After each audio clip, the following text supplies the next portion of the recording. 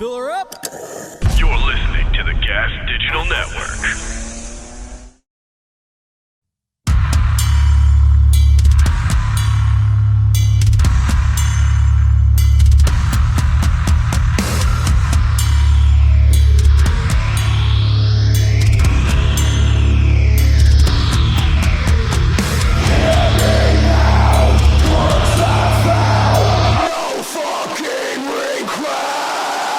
With Rob Flynn. What up? What up? What up? No fucking regrets podcast listeners. I don't know what to call you. I guess you're just head cases. You're still just head cases and lion hearts and all that. Because this is basically just an extension of Machine Head. And I would imagine most of the people are just Machine Head fans listening to it. So, I want to call you like no fucking regretters, but that's just so dumb sounding. Dumb. But I'll tell you what. Podcasts have been kicking ass, man.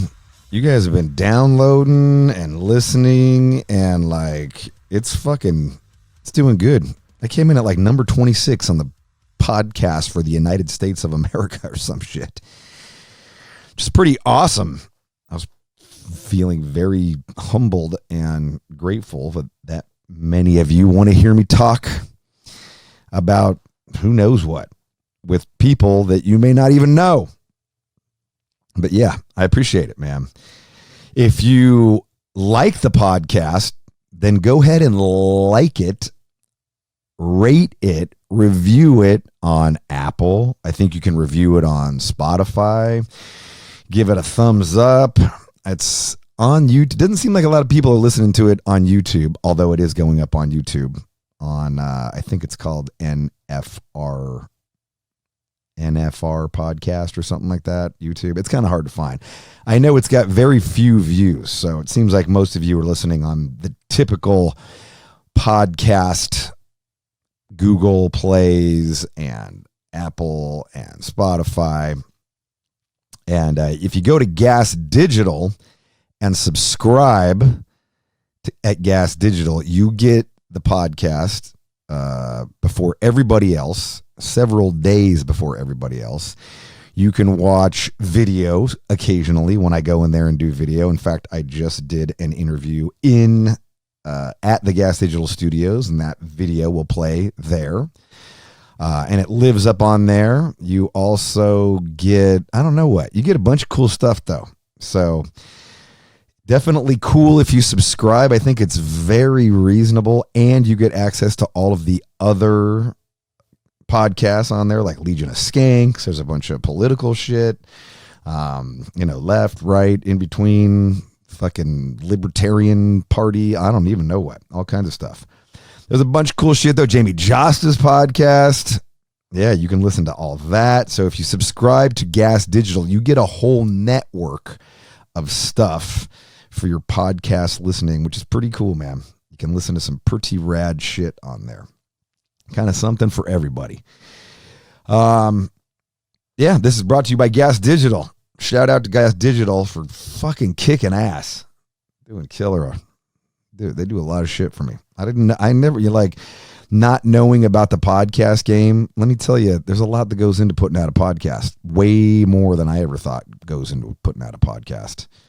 It can be a lot. And it's a lot of effort by a lot of people to kind of make it all happen. So pretty stoked that they are the company that's supporting me.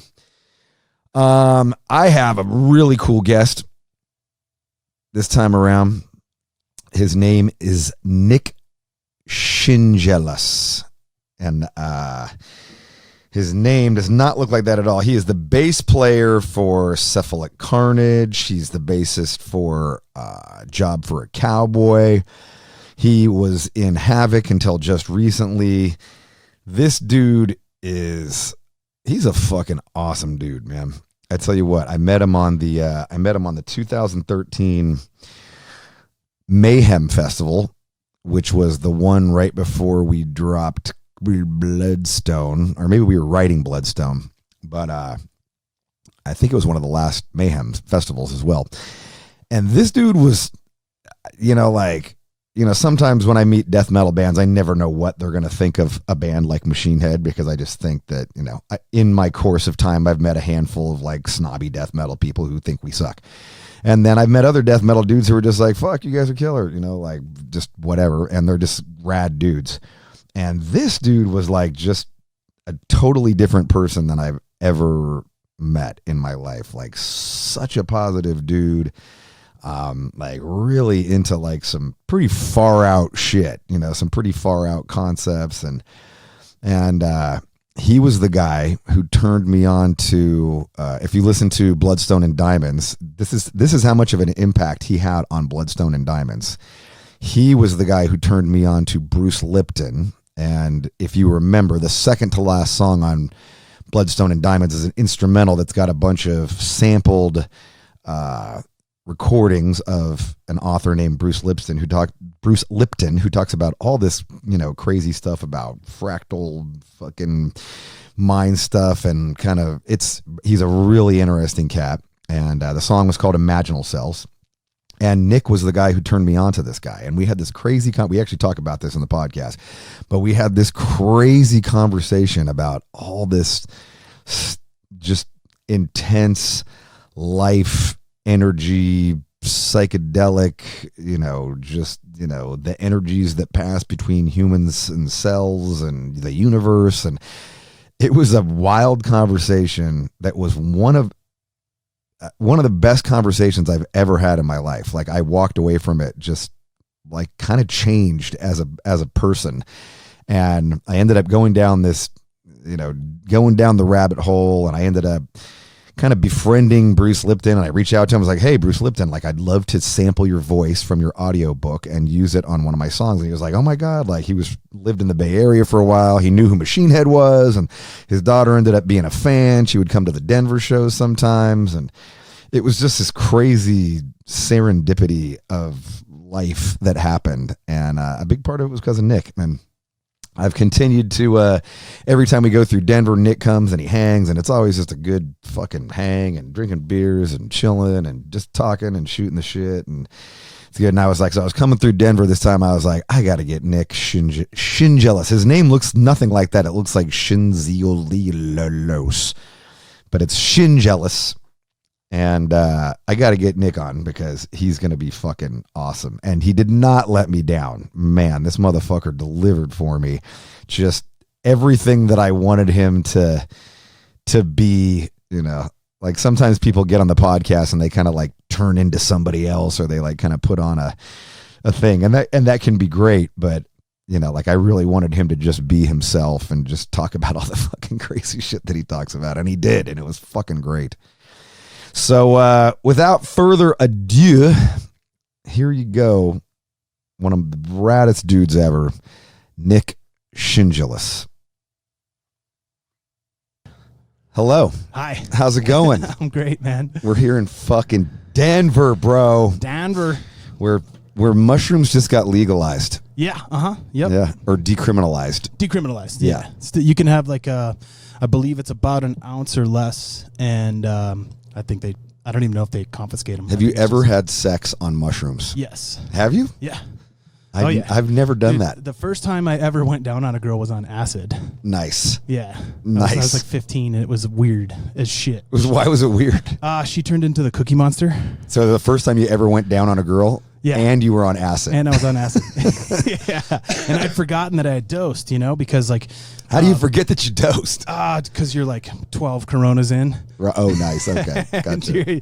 you forget, and you're like, I'm at my buddy's house, and I'm looking up at the lights, and it's just me and this girl now, and I'm looking up at the lights, and the lights start like getting all weird, and I was like, oh shit, I completely forgot, and I wasn't gonna tell her, you know what I mean? Oh, she didn't know. She didn't dose with you. No, she found out later, and then that was like, the end of that whole situation. Because was way you bummed. went down, like if you went down on her just drunk, it would be okay. But because you were on acid, it wasn't okay. I guess maybe because if she wanted to know or something, I don't know. Maybe she thought it's like Were you when seeing you pet a cat, 3 labias and 3 clitorises. like literally, she turned into the Cookie Monster. Oh my god! And it was just the Her weirdest. pussy turned into the Cookie Monster. Like her whole the whole vibe was Yeah. just very Cookie Monster like after that, and it was a very interesting. Maybe I was maybe had some kind of like a Freudian little subconscious Cookie Monster cookie. That's some great shit. Yeah, that's awesome. I'm so glad that we started the podcast. I was just off like, with oh shit, dude. I was just like, oh eating my pussy and oh my on god, acid. I know. I'm super sorry, Mom. I haven't I'm had so sex. sorry. I haven't. Yeah, don't play this for your mom. She's gonna find it. Yeah. So damn it. Oh well. You've had sex almost on. You've had sex on mushrooms, though. Yeah. I don't think I've ever done that. Any I can't. any I'm trying to think if or I have. any hallucinogen. Yeah, I mean, I sex? used to do a lot of them. I just trying to think. I don't. there was mine was usually never very like I couldn't concentrate and I couldn't like. Yeah. I was always just way too fucking tripping on everything Right. to like even Yeah, you you look at your hands and then like your genitals are probably even weirder. like ecstasy for sure, sure. but not acid. Yeah. Or mushrooms. I'm trying to think of mushrooms in particular. Yeah, I think I want to say that it was more productive, or it was definitely like I would say that the LSD was more akin to being productive. Yeah. Sexually. Okay. Than mushrooms. Yeah, but I don't know. Maybe I wonder why. Maybe a little bit. I don't know. Maybe a little bit of both. I mean, it's definitely weird. It's not like because with MDMA, it's just much more of a body high. Yes, you know what I mean. For sure, it's a lot less of the mental and the visual shit because definitely things just kind of get everything's fuzzy, everything's warbly. Let me touch your arm or whatever. Like. Yeah. But it's been a while. I'm trying to think. The last time my girl and I did that on that. I mean, we were like, I don't know. We've had so many 5 years ago or something. Yeah, something like that. Yeah. Exactly. Right on. And not since it's been decriminalized because it just got decriminalized at the beginning of the year, right? I believe the first was when it went into effect. Yeah. So no mushroom experiences. Not yet, anything. but we should probably get on that. I mean, I don't understand what that means, but does that mean that you can go into a dispensary now and buy mushrooms here? No. So right now it's basically at the stage like I believe it was either 2000. It might have been 2000. That. It was like the same year, I want to say, don't quote me on it, but the same year that things became medicinal, that we also put in, like Denver put in a decriminalization for marijuana. So it was like, it follows that path, essentially. Gotcha. Where it's like decriminalized to where it's like, okay, it's no longer even a petty offense. Yeah. You can't get busted for having it on your person. Exactly, yeah. I would imagine, I bet if the cop really wanted to, like, if you really, pissed them off, they maybe could try to toss it in or something, but I don't even know if it's on if they have a form for it or if the, how that kind of transit, usually when you get a ticket or whatever, it's got, possession or whatever, and they have to write it in, and maybe it just gets tossed out now when it has that on it. I'm not sure the actual, like, logistics of the legality process or whatever, but it's the first step, and I think it's one of those things where it's like when you go through and the process of a drug that has been prohibited, the process of prohibition. I think it's like there's decriminalization, and then from decriminalization, the stages of it. Yeah, probably will go to medicinalization into recreational. Were you you grew up in the Denver, Colorado area, right? Yeah, like your whole life. Yeah, yeah. I mean, were you a big like pothead, mushroom, acid Denver kid? Yeah, for sure. I mean, like when I run for political office later, like definitely not. And I'm just saying this to appease you. Yes. But the likelihood of that happening is pretty slim to none. But yeah, I mean, I was always, a very drawn to it. I don't know if it was just part of the metal thing or what, but it was just like, you're kind of drawn to that sort of the rebel aspect of it, that you're not supposed to be doing this, and so it was something I was drawn to. And here in particular, I mean, maybe not in Denver per se, but I know like in Colorado Springs, whenever we played like Boulder or some of the other, I mean, it's like hippieville. Like everybody, like every motherfucker there is high as fuck on everything. Yeah, it's Wook Central. Yeah, over in Boulder. Wook. Are you familiar with Wooks? No, it's that. Oh, okay. So a Wook is like, I think the term originates from Wookiee. But when you see like, like Sound Tribe, Sector 9, Fish, the dead. Yes. And anybody that's like with the, then there's all the different types of wooks. My brother, not my brother, but my buddy Derek actually runs a site called Colorado Big Game Trophy Wook Hunters. It's actually become a really big like Colorado Instagram Big Game Trophy Wook Hunters. Trophy Wook Hunters. And you bag and tag wooks, like you're hunting wooks. Okay. So like you get a little tag, and then like you slip it on their back and then get a picture of them. And there's like, all the different types of wooks. There's like, cyber wooks that have the like, cable braiding thing over the dread and like. Oh, right. Yeah. So all the people with like the dreads, the hippies with the fuzzy hats. Yeah. They're, I think, affectionately called wooks. Yeah. And I think they've even adopted the term. Oh, okay. Oh, God. I haven't heard that. I'm not up on my. Yeah. Is that like a Colorado thing? I think it's. Or is that just like a fish? I think it's gone nationwide. Okay, now. Yeah, gotcha. The Wook thing is pretty big. He just started the page as a goof, and like it's actually really big now. And they're like co-sponsoring, like Wook fests. Wook fests. I don't think they call them Wook fests, but like the jam band scene. Were you ever a Wook? I wouldn't say so. I did like a drum. You're more like a metal, like a metalhead. Yeah, exactly. But I always kind of smokes weed and takes acid. Yeah, I was always like sort of like, I guess on the side of the hippie in a non-derogatory term. You know what I mean? Yeah. Like just very kind of I guess gregarious. Peace loving. Yes. That kind of a for sure. vibe. Yeah, totally. Yeah. I mean that's which I think a lot of for sure metalheads vibe. are actually. Yeah, which is not what you think is going to Right. be the way it is. Right. But then you meet and then and then a lot of them aren't. But Yeah, then you meet a lot of people who are. Yeah, like they're the sweetest people. I mean, that was really interesting to me when I first started touring with Cephalic Carnage back in 06 or whatever. And like I'd always kind of come from more the Mudvayne, Machine Head,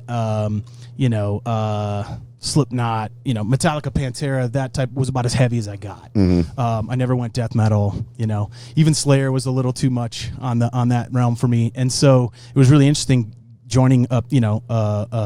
It was called Rocky Mountain Hydro Grind. Cephalic is known as a weed band. Yes. At one point, High Times had put us as like the second biggest stoners under Snoop Dogg or something. Nice. Yeah, but it was interesting getting to tour with that band and meeting all these people all across the world, and they're just the sweetest people. The most gracious hosts. Very soft-spoken, lovely people. Really, truly lovely people, and I guess I kind of didn't know what to expect. You kind of expect people to maybe be hard asses or something because the music is that. For sure. I mean, it's fucking fast and brutal and even more brutal than the bands you just named. Right, yeah, exactly. But they're some of the nicest people and peace-loving people. You know what I mean? Which is it's funny. You were kind of in that, and that doesn't surprise me because we met on the Mayhem tour. Was that 2013? 2013 Mayhem. 2013. You were Job for Cowboy. Yeah. At that point, and we had some pretty rad hippie. Fucking talking about cellular, molecular, Imaginal cells. Yeah, Imaginal Cells, totally. Dude. Exactly. I mean, I still remember those conversations, and I just remember being like, "Wow, that Nick dude's a fucking rad dude." Like, That's awesome.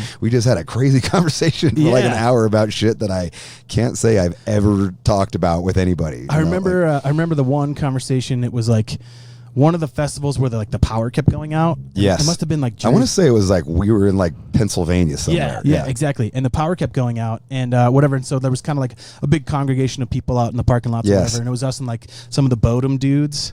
And I don't know how we just kind of ended up getting into this big conversation about epigenetics and neuroplasticity and all those kind of what I would call like empowering information. Yeah. You know what I mean? Like knowledge that you can utilize and integrate into your personality. Yeah. And like have it, and create a better quality of life for you, I guess. Yeah. You know and that's what I mean? kind of like what you got. That's like kind of like where I went down the thing. So going back to Imaginal Cells. Yes. Imaginal Cells is a song that's on Bloodstone and Diamonds. Yes. So 2013, we're touring with Nick here.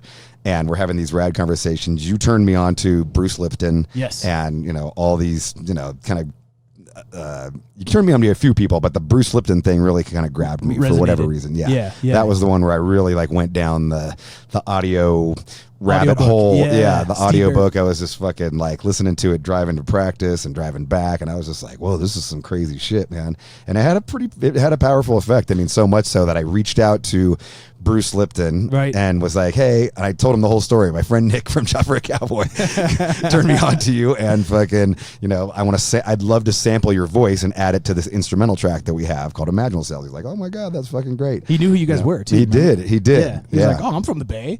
What do you Yeah, mean? It's he like, did. oh, I know Totally. Machine That's Head. right. I was just like, whoa, Yeah. wait, really? Yeah. No, that was rad. Yeah.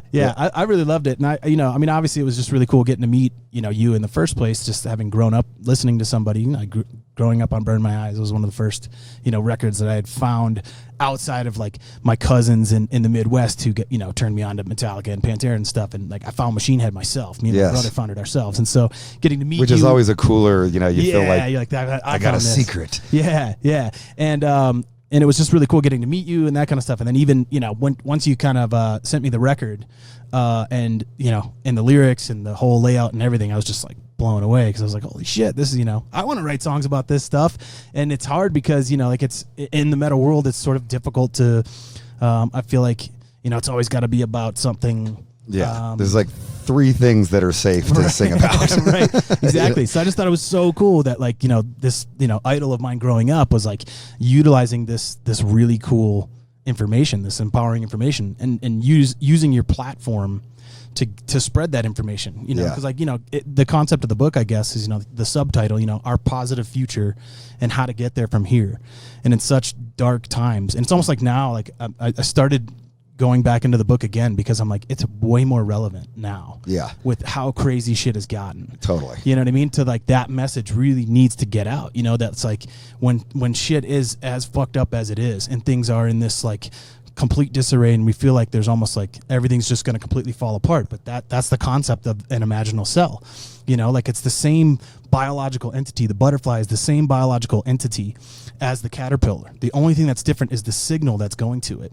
And so the signal that's going to the butterfly is akin to the lyrics in the song going to the people. Yeah. Like the information getting out to the people that, like we can change things. We can make things better. Like we need to reiterate that shit so exponentially. Like it's got that information's got to get out that, things aren't completely hopeless and that we can fix this. Yeah. I mean, at least like I myself have fallen back into like, no, it's all fucked. It's all over. Right. Like Anthropocene extinction. You know what I mean? Let's just ride it out. It does get like that sometimes though. Like you get that like fucking, just a bunch of the shit that's gone. I like Bernie, like I'm down with Bernie. Right. And, like they keep on like, every time I hear like the fucking Bloomberg thing, like they're just like, hey, like the DNC, like, hey, we're going to give him a platform. I'm like, get the fuck, like, if this dude gets the fucking nomination, like I'm not voting for this dude. Fuck this dude. And that's the problem. That's the problem. I feel like that's what happened. And then I go, well, then isn't that like now I'm checking out. But like that's kind of the way I feel. Like it's like that's what happened in 16 though. Yeah, the same thing. There was this big push. Like I just checked out. Yeah, everybody was just like cool, and it was like, oh, she really just did that and just stopped and like knowing, and they did the poll numbers back then, and they knew they were like, he has a great shot. He was killing it. Yeah, she does not. Yeah, but she couldn't let go of that. Like, this is mine. This is my chance. And you're like, yeah, but you're gonna ruin it for everybody, Right. And like that's the kind of vibe I feel like, and I feel like that's almost once that happened, I feel like that was kind of the tipping point for the moderates, to where they're like, okay, fuck that. Okay, we're not gonna do the same status quo. We're not gonna let the same 3 families or two families really run this country for another 8 years because that's all we've got. That's all we've had. Yeah, it's the same 2 people, and then in that. In the book, he kind of goes into the bankers, you know? And like if you follow that bloodline back, and you're like, oh, it's kind of all tied in. Yeah, I mean, even Obama being like blood cut, like first cousins with Cheney. I was just like, was he really? I think so, dude. Huh. Yeah, we have to double check that, or have somebody over there. You can check that for us. Okay. Yeah. That's Rob's assistant. Rob's assistant. I turned my phone off, so I can't check it. But but like you go into this thing, and there's this another really cool book.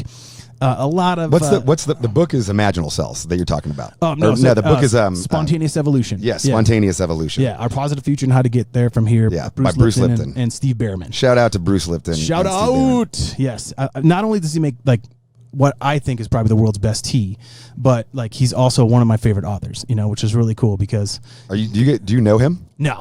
He doesn't say he makes the world's best tea? Yeah, Lipton. You've had to I'm just kidding. I don't think he messes with tea, but he could. He might mess with tea. He might make a damn good tea. But there's another book. There's this guy named David Wilcock, and it's some fun stuff. He's got one book called oh shit, I can't remember what the first book was, but this was an addendum, which was like another like 20-hour audiobook, but it's called The Synchronicity Key. Okay. It's just a blast. It's really fun on the road. I mean, you could listen to it and like, you know, it's almost like any scientific study these days. I read this one study that basically showed that all recent studies are bullshit. Okay. You know, so it's like recent study shows recent including studies that are bullshit. study. But probably right. It's like an all internal thing. Like they found that like a lot of scientists are like, it's really difficult to replicate a study's results. Right. So it's sort of like who's funding it, and you know, is there a confirmation bias happening? Right, so that you're coming up with, you know, the answers that you're seeking. You know, because it just naturally that's how we work. You know, when things fit into what we're trying to have the answers be, oh yeah, this works great, and you can just kind of leave the other information that doesn't fit well off to the side. Yeah. But anyways, all that stuff aside, there's some really killer stuff in this book, The Synchronicity Key. The Synchronicity Key. Yeah, David Wilcock. You should get the audiobook. It's phenomenal. I mean, he goes into like how I mean, it covers pretty much everything, but the whole concept of synchronicity and things like lining up. You know, when you're like somebody that you haven't talked to in a really long time, but you thought of them. Right. And you thought of them that day. You hadn't thought of that person in like months or years or something like that. And then your phone, you get a text and you know it's them. Yes. That type of shit. So he goes into like the science behind Yeah, that's some crazy shit right there. Yeah, it really is. Yeah, that kind of happened with our guitar player, Vog. Oh, okay. Because that's like the same crazy thing. Yeah, tell me that. Like tell me that story because I don't know how you guys got hooked up. So this is how we meet. Him and I had emailed. We had corresponded back in the day. I had seen Decapitated when they rolled through San Francisco back in like 2011. Oh, cool. And then I had forgotten that we had emailed a couple times, just like, hey, you know, like somebody emailed, and then you don't talk to them for a couple of years. You just forget about it. Yeah, exactly. And so so I'm sitting there and I start going to a new gym. To Diablo Barbell. Shout out to Diablo Barbell. Oh, nice. Awesome gym. Cool name. And the dude's like super, the owner, Coach Ted, is like super death metal maniac. So all he does is play death metal the entire time at this fucking gym. And I'm pretty like, I don't know a whole lot of death metal, but like he's turning me on to all kinds of cool shit. And I love metal, so it's fucking great. Yeah. And so we're working out and I'm just like, fuck, man, death metal's awesome to work out to. Holy shit. Like it's just so fucking, it's just unrelenting. And you're like, okay, fucking push another one. And so he's sitting there and he's playing a lot of stuff that I'm unfamiliar with, and so I'm just asking him like, hey, who's this? This is really cool. That's a sick fucking riff. Who's this? Yeah. Oh, it's it's fucking Aeon. Oh, it's Origin. Oh, and just naming all these things. Yeah, awesome. And then I kept on. I'd be like, who's this? And he's like, oh, this is Decapitated. And I was just like, oh, I was like, this is really good. Like so this goes on for a couple of weeks, and then over the course of that couple of weeks, I go, hey, who's this? And he's like, oh, it's Decapitated. Oh, it's Decapitated. And he's like, dude, you're really like, your ear is really drawn to Decapitated because you keep on asking about them. And I was like, yeah, it's fucking cool. The guitar player is killer. He's like, dude, the guitar player is killer. And at this point, we don't have a guitar player. We're still doing auditions. Okay, cool. Yeah. And he's like, dude, their guitar player is awesome. I took a Skype lesson from him a couple years ago, and he's just he's like, I think he's one of the best players out there. And I was like, oh, wow, cool. He's like, you should think about getting him. And in my head, I'm just like, aren't they from like Poland or something? I was just like, like it seemed unrealistic. And so, but I was just like, okay, cool. Yeah. Maybe I'll think about it.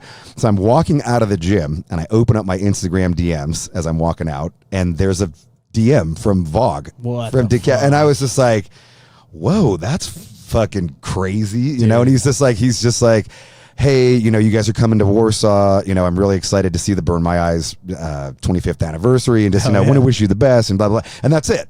And I was just like, wow, crazy. So we started having a cut like, yeah, we're coming. Yeah, come on down to the show. Fucking, he'd come down to the last couple times we played, and so we'd hung out. So I kind of knew him, but we weren't friends by any stretch, and we didn't communicate regularly. Probably 4 or 5 times over the course of like 7 or 8 years. Right. Yeah. And never toured. And then so then we just kind of have this correspondence, and at some point he's just like, would you ever consider getting a guy like me in the band? Wow. And I was just like, yeah, I don't like, and it was just this crazy, like when it was all said and done, it was just this crazy, like synchronicity, serendipity, whatever you want to call it. Yeah. Like here I'm having these conversations over weeks about this guy that I never, ever even think about. Wow. And then I walk out of the gym You know, Ted doesn't talk, communicate with him. Like, Sure. and I just got a fucking DM with him. And now, fast forward 1 month later and he's in Machine Head. Dude, the odds of that. There's a study, or it's gonna be pulling studies up. But there's this guy named Rupert Sheldrake, and he's got this book called Dogs That Know When Their Owners Are Coming Home. And he did this study where they basically were like, as you develop, there's all kinds of stuff about that, which is trippy. Yeah, and like he's like, they would take these owners and they would, try to eliminate all the variables, like, have them take a cab so that the dog doesn't recognize. They couldn't say that the dog recognizes the exhaust of that particular car, and they would have the owner leave, and they had cameras on the owner, cameras on the dog at home, and when the owners would drive in a cab, and they would get a random call from the people conducting the study about when to return home. The instant they got the call to return home, the dogs went to the front door. Whoa. Yeah. And so Trippy. there's just this little thing where like, well, what's the science behind that, or what, and some people can call it pseudoscience, and there's probably good studies that could refute it, but then there's also quantum physicists who would, back the potentiality of that, which is to say that, with the concept of quantum entanglement, which is basically that, like, and when you take two electrons, and once they're correlated into a system with each other, you can separate those electrons as far as the known universe, as far as we can. And when you affect the spin of the electron, +1 or -1 spin, the other electron instantaneously is affected and reverses its spin. Yeah. And so they're That's like, some trippy shit. So they're like, okay, so if at the Big Bang, the beginning, everything, all matter was correlated in a system with each other, then we are all entangled. We are all in this system together. And so they say, like, when there's, particular things like that happen in your life, like that the odds of you having this, draw to this guitar player, and then, the owner knowing and kind of, hey, you're kind of drawn to this guitar player, and then leaving from that conversation to go outside, and the DM that's in your phone is from Fog, is just like, it's crazy. What the hell, man? It was just like, it was the craziest thing. And then we didn't have the opportunity. Up until then, we had auditioned everybody. Okay, yeah. Like flew him out. Hey, dinner, whatever, jam, and we didn't have the ability to do that. Like it was so close to the tour. He was, it was just like, sure. You can't, like, I'm just going to come out to the tour early. Okay. And we'll just, learn everything then. But, he was sending videos. And so we saw the videos and stuff, of course. Yeah. And the videos, like, he's, like, we gave him the track, like, we gave him Imperium, I think. And like an hour later, he sent us a test, like, hey, just want to make sure that this sounds okay. Because a lot of the people would play the music in the background and too you're loud. Like, we can't hear you. Yeah, like, I need to hear what you're playing, not what I like played. The record, dude. Yeah. Exactly. And it's like, he fucking sent it over, and fucking Steve, my PM, just sends me the video clip, like, holy fucking shit. Just crushed it. Like, just crushing it. I was like, oh my God. He's got the dime sauce, He does. He does. Sauce, and he like, that was what was so cool about getting a tour with them back in 07. Oh, okay. This is my job? No, this was with Cephalic Carnage. Oh, cool. And we were doing a tour called the Summer Slaughter Tour. Oh, badass. Yeah, and Decapitated was one slot above us, and it was so What cool. year was this? This was 07. Okay. Yeah, and so this was, Coven and Vitek and Martin and before the accident, and Vosik, and they were just the coolest dudes. But it was so awesome to because he had that for me, growing up on Pantera, like the brother, the brothers, you know what I mean. And it was just so cool to see, like, the connection that those two had. These brothers that taught each other, and they grew up on the Pantera, grew up playing songs together. Exactly, and they just and it was so cool to, like, be like, I really felt that, like. Did they speak good English at that point? Like, was it pretty? Yeah. I mean, we were teaching them slang and that kind of shit, and they were, like, showing us all their crazy Polish rap and stuff. And they were I still brought it up to Vog the last time I saw him, which was a few years ago, where Coven had this idea of turning Spheres of Madness into a hip hop beat. And I'm not sure if you're familiar with the song, but it's probably the most, like, iconic Decapitated song. And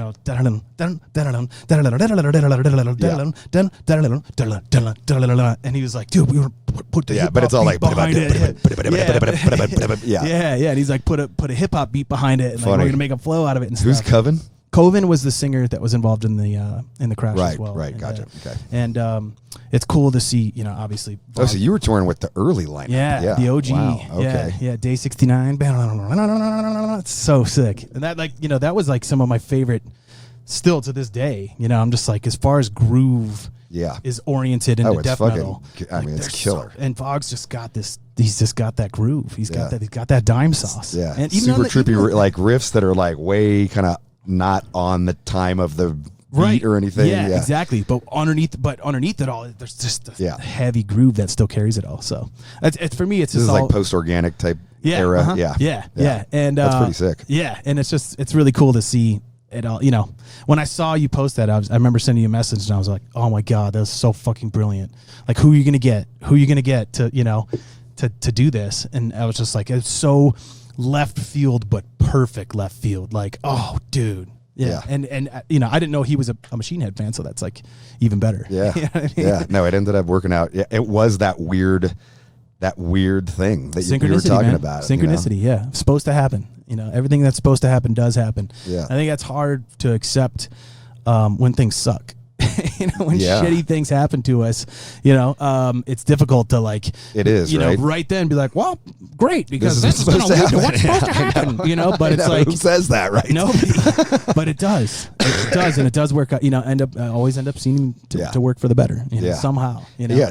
You're right. And there's been so many moments like that, and it's only when you can like get away from it for a year and a half or 2 years and then reflect back on your life and go, wow, like if that one bad thing that you probably thought was the end of the world at the time, right, it didn't happen, then so many other good things in your life wouldn't have happened. Exactly. And it is so, there's so many moments like that. Yeah. Even when I look at like recent history, like it's my life, there's been a million good things that even just like reconnecting with Logan and Chris for the first time in a long time, and like really like becoming brothers again. And talking, now we're working on new songs, just a million things that never would have happened. It would not have happened if the other stuff didn't happen. And granted, like Chris wasn't even playing drums. Chris had stopped playing drums for 5 years. He would just been racing BMX and doing like just other stuff. Sure. And he didn't really have any intentions of getting back into the music industry. Sure. And if this wouldn't have happened, he would. And now he's like, fuck, man, it's completely changed this whole shit. How much his he realizes now how big of a part music was in his life, and to have that again, and to be able to go and tour again. Yeah. And granted, when we were first touring, we were it was a lot rougher. Now it's accommodations are a little better. Things are a little better now. So it's just like, wow, this is fucking rad, dude. Like, that is so cool. Yeah. There's a concept that the Stoics used to have. It was called Fati Amor, Fatiamor, and it means like the love of fate. And that there's this guy named Ryan Holiday that I like his books a lot. He wrote a book called The Obstacle is the Way, and it's all about Stoicism, and that's how all those Stoics like Marcus Aurelius and Seneca and are you saying Stoics? Stoics. What's Stoics? It's like basically like a school of philosophers in ancient Greece, and even some of the people say that the Romans, Marcus Aurelius. Yes. Marcus, okay, gotcha. Yeah, exactly, and they basically had. This very, I think the word stoicism, the words to be stoic about something comes from the embodiment of these philosophies.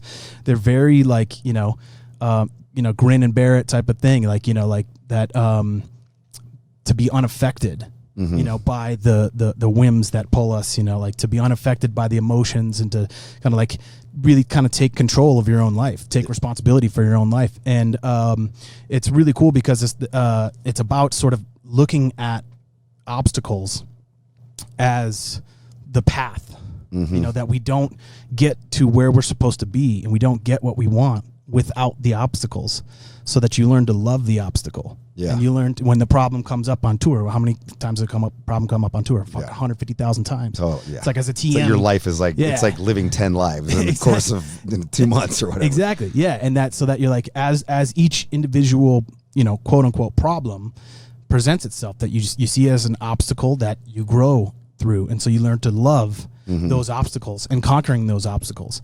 And so part of that, it's a Fatia Mor. So this guy has like a little coin you can get, which is cool. He's like, just keep it on you and you always be looking at it, like love of fate. So no matter what happens. Love of fate. Yeah. Fatia Mor, the love of fate. Like you love what happens to you, even if it sucks. Yeah, I know, but that's hard. It's so hard, especially when it sucks. You're like, this fucking sucks. Right? Yeah, but that's like the slow. It is a good mentality to keep, though. Yeah, it's the like slow, the setbacks. And, it's the slow training too. You know what I mean? Is. Like when you have like a really awesome TM that sort of never gets blows up about shit. Yeah, because they know like there's a way around it. Like, yeah, I'll handle it. I'll get it fixed. Yeah, it's okay. I've got it fixed. Yeah, yeah, totally. Yeah, and for it's being solutions oriented, and especially in today's world where everything is so much faster and there's so much information coming up and there's so much fear of missing out on everything because we're constantly looking at our phones and we're seeing what everybody else is doing and we're not doing that, and why didn't we get invited, and it's like all of those things to just be like, it's okay, like maybe now more than ever we need that kind of mentality because so much of we just this constant barrage of kind of passive information that doesn't really mean anything to us, like that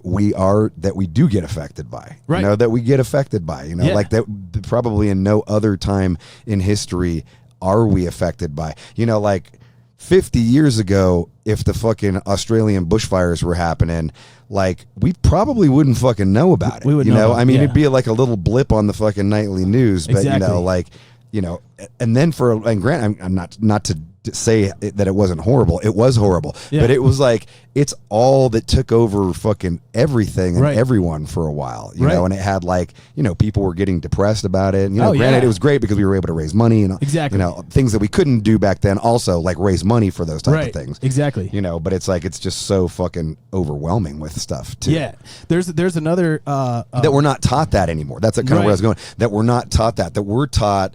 If anything, we're taught to be famous and to get information exactly when we want it, and that we only show our good side publicly, and that we never show the bad side, and we only show our best selfie, and we only show our and even that's edited. Totally. And then find me people's selfies. I've seen the dudes doing it now too, where you're like you have the little eye fader and you can make your eyes bigger. Yeah, I know. Shrink your nose. You don't like. You're just like, whoa, too much. And then that's going to be augmented reality. So once there's Google contacts, in addition to Google glasses, like people will appear in your augmented reality as their augmented selves or their digitally perfected selves. Yeah, and it's just and like, there's no way that and if anything, I feel like that's setting us up for something even worse, because it's not teaching like sometimes shit sucks, man. Yeah, sometimes shit fucks up. Right. Beyond all control, and fucking you can't do anything about it. And that and like, you just have to move on. And you just have to keep putting one foot in front of the other. And it's a weird time we're in now. It is. Well, I also think that it could be potentially leading to much higher rates of depression, especially in these young kids, because if everything is supposed to look like everybody's Instagram feed, well then when things happen that suck in your life, that's definitely not in your Instagram feed, and you're depressed because you're like, oh, why isn't my life perfect like this person's or every other person's perfect life? We're all only posting and the even best if shit. and even if they are depressed, they even if they do show that little bit of it, it's never like the real context, like my wife left me because I cheated on her. They kind of like that part's left out. Yeah, exactly. So it's all I don't know if it's exactly. I'm reading this really good book. I thought of you when I was reading it too. It's really cool. It's by this guy named Jonathan Haidt. H-A-I-D-T. Jonathan Haidt. And he's a very well balanced, speaker, and the book's called The Coddling of the American Mind. Okay. And he basically goes through, and I think from what I can gather, he's relatively left leaning, guy, but the book is a lot more moderate, and it's just about how all of this technology and what it's the effect of the actual technology is affecting the children, and who are then becoming the young adults. And so a big part of it is, like, for example, kids are still doing a lot of the things that, tying back into our conversation earlier, like, were you always into weed and tripping and that kind of stuff? And like, probably at 13 was when I first started smoking weed. Kids today aren't doing a lot of the things that we did growing up as early as we did. Right. Because they've got this. Yeah. You know? And so they're able to, like, they literally don't go outside and play as much. Oh, no. And they don't interact with other people with different viewpoints nearly to the degree that we did, you know, because we'd be on the playground with the whole gamut of economic status and you know, everything, cultural, every kind of change. You had to come into contact with these people and mitigate, you know, a peaceful, you know, hangout or not, or you got in fights or whatever, you know. So that's not happening. And so they're doing these things later in life. And a lot of times they're not doing it until they leave for college. And so they don't, it's sort of like basically like they're, another thing is that kids aren't developing risk management until very late in life, until they show up on a college campus. And so they don't know how to mitigate, you know, the world, which is fucking hardcore. You know what I mean? Like it's difficult to survive in the world. You got to have tough skin.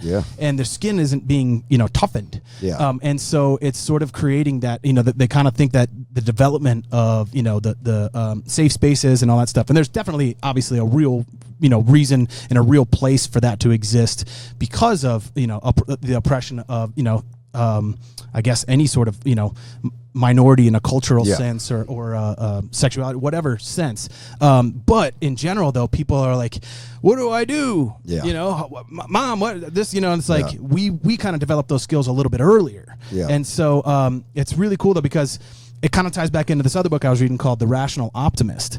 And this guy goes through and he's like, despite what, you know, it looks like to us, because we're hyper connected and we can see the bushfire instantaneously and we can see all the messed up stuff that happens instantaneously. It's like all that stuff was still happening. Matter of fact, like statistically, they show that for the most part, all that stuff has gone down. Even like abductions and all that kind of shit, the numbers are actually down. So like, you know, parents sort of fears that, you know, you can't ever have your child, you know, like when we were kids, you know what I mean? Like, you'd be like, you're home when the lights go off. Yeah, it was right? dangerous. Yeah, more dangerous. Right, and it was more and no dangerous. way to communicate. And no way to communicate. No like, way to communicate. Like if you were 3 blocks away, your parents had no fucking idea where you were. Yeah, you know, like I know where my kid. I got like the 360. I got 2 boys. You know, like I know where they're fucking at all times. Right. You know, like they could be fucking anywhere.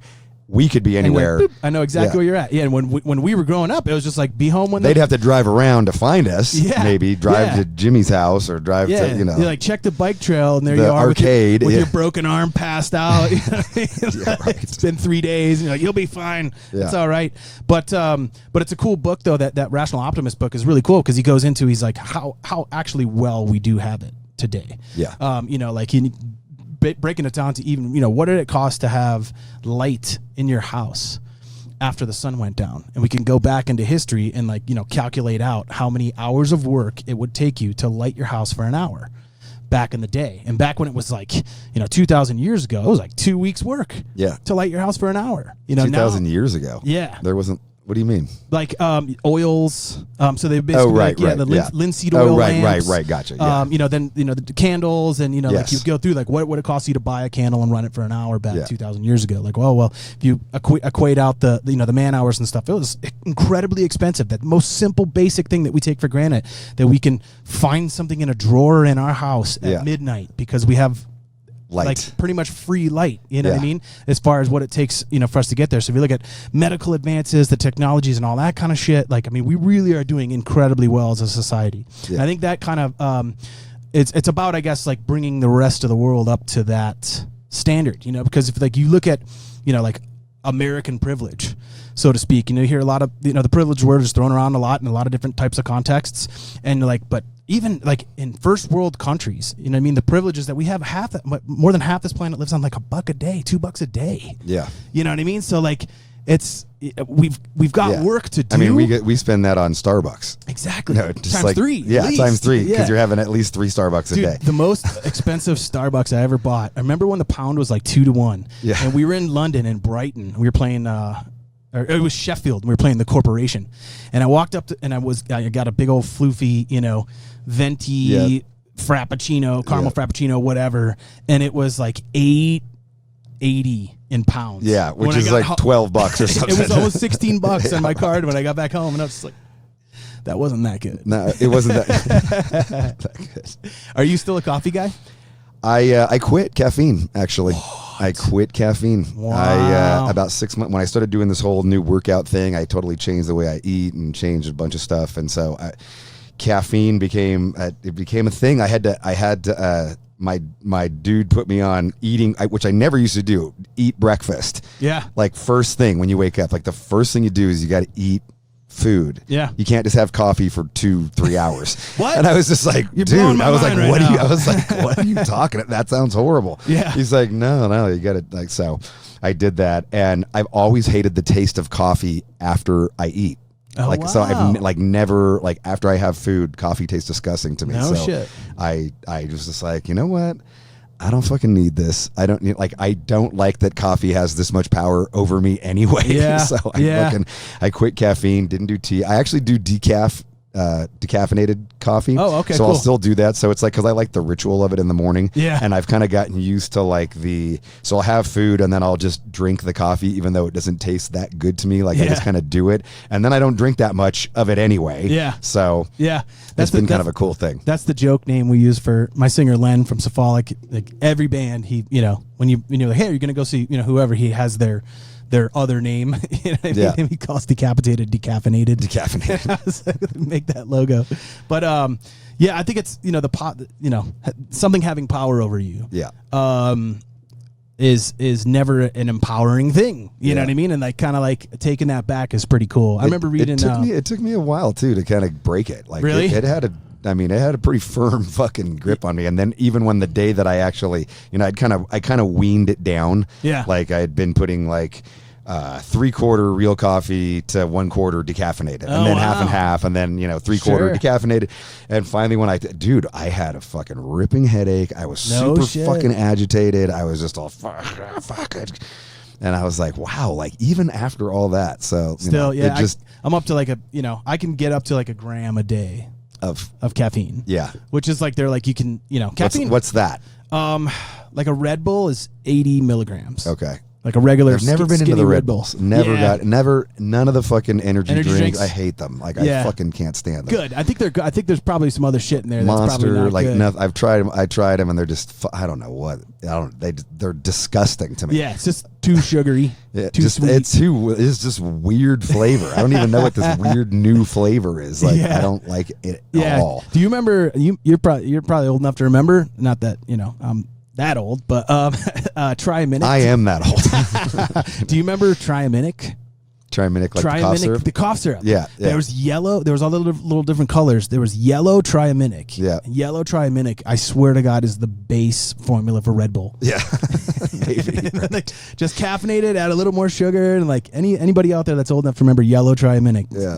Just try to remember, put that flavor in there. I got to point out to the listeners that when I walked up to you, you were fully dressed in Trump.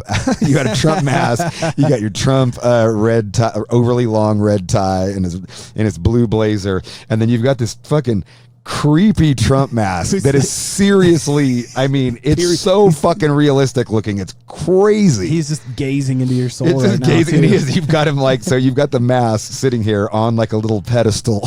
It's a little mask Schaefer that's just staring at me right now, and I'm like, whoa. His hair isn't orange enough. That's the only thing that I was. Right. Yeah. Like Yeah. his hair is kind of gray. Right. That's the one thing I'm looking at. Yeah, I mean, if you see, here, let me get a little closer look, but if you see here, you can grab it. Yeah. It's there. Let me grab it. And if you like, I look love at, how it's got the appropriate oversized jowl at the yeah, bottom. oh yeah, definitely had to have that. Yeah, I mean, it's like I punched all the hair in that. You punched it? Yeah, so you. Oh, yeah? It's called punching the hair. You take a felting needle and you literally take synthetic hair and punch every Oh, wow, single trippy. hair. Yeah, it took so long because like. So you made this? Yeah, well, my buddy landed, so it's Hyperflesh is the name of the company. Okay. And he makes these masks. He started out with like a Charlie Sheen one, and then he did like Ron Jeremy, and then Oh, rad. yeah, and then he did Walter White from Breaking Bad, and they were so good that he would, he goes to like Monster Palooza and Comic-Con and that kind of stuff. And the Walter White one was so good that, Bryan Cranston saw it and was like, I want to wear that Oh shit. to Comic-Con. That's fucking awesome. And so he walked around all day in this Bryan Cranston mask, and everybody was the Walter White mask, like blown away, like, oh my God. And they didn't know that it was actually him underneath it. So then for the press conference, he takes off the mask and it's himself underneath it. That's fucking amazing. And he wore it on Kimmel or Fallon or something like that. And this guy just did Danny DeVito. Oh yeah, yeah. And so Kimmel wore it underneath his head, and when Danny DeVito came out, he just makes these crazy hyper realistic silicone masks. They really, I mean, it's real, like the skin and like it's trippy. Dragon skin. You could see like I've got the Kim Jong Un and the Putin, and like when he puts these, like he spends hours, probably I don't even know how long, 150 hours or something doing the sculpt. Trippy. And when he gets into the paint, like every single little like skin imperfection that the people have, he matches. Crazy. So anyways, he lets me borrow these masks to like make my weirdo bass videos with. So I made a weirdo bass video with I did one with Dave Davidson, Revocation, where we had the baby heads, the big baby heads. Oh, okay. That's his stuff too. And then he did this where he was like, I want to have these three, megalomaniacs in a room together. So we did all three of those masks at once. And I was like, hey, can I borrow them to make a video? And he's like, yeah. So Greg from Allegiant was like, yeah, let's make a track or whatever. And we did it, and I had Pete from Havok do the drums. And then I got hit up by all these people that were, it was just a goof, just for my channel. And this booking agent from the UK was like, hey, I know it's just a goof. He's like, but would you do this live? And I was like, yeah, but there's no band. Like we have to make the music and make the band and go and like get the masks, and they're like $10,000 a pop. And holy like just shit. Yeah. And so it's just like this whole big thing. And so finally now like gotten it all figured out. It's taken me 2 years, and I just got the masters for the tracks. Then we had Dave Otero, who does like cattle decapitation and right on that kind of stuff, do the recording. Badass. And so sent it over to Metal Blade yesterday and kind of seeing what happens with that. And okay. If it makes sense for a band, that doesn't have a network to self-release, or to, do you need to get that label input from the beginning? You know what I mean? Yeah. Because I just and then you guys are going to try and tour as like the Trump mask and the Putin mask and the Kim Jong Un mask. It's called Nuclear Power Trio. Nice. Yeah, it's a power trio. Yes. Nuclear Power Trio. So it's you, dude from Revocation. No, this is Greg Burgess from Allegiant. Okay. And then Pete from Havok. Okay. And it's like this kind of Latin fusion. So Don. Fusion. Yeah. Nice. So Donald plays guitar, and there's like Greg is a wonderful, like a really good classical player. So it's got this really Latin inspired kind of, cool. which is funny for the whole thing. Right. And it came out really cool. It's fun. No lyrics. Instrumental. It's instrumental, and it's just like they're uniting for world peace. Nice. They're gonna work out the problems with music. Nice.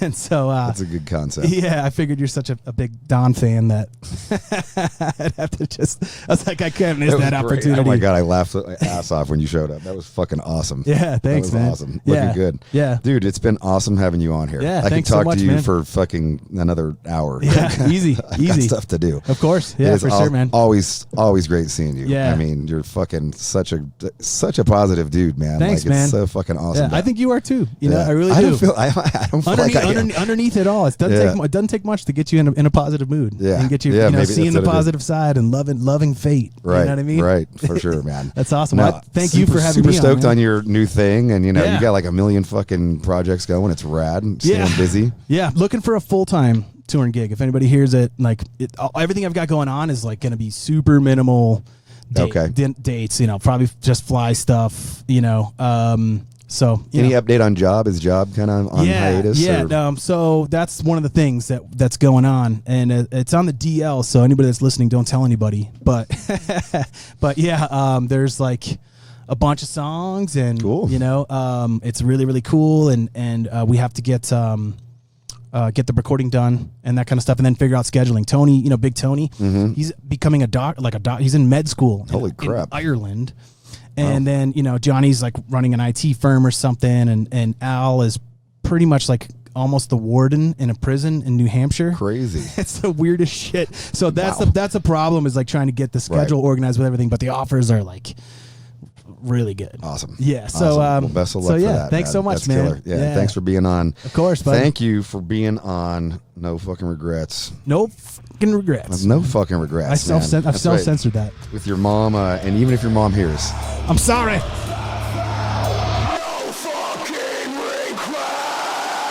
With Robb Flynn.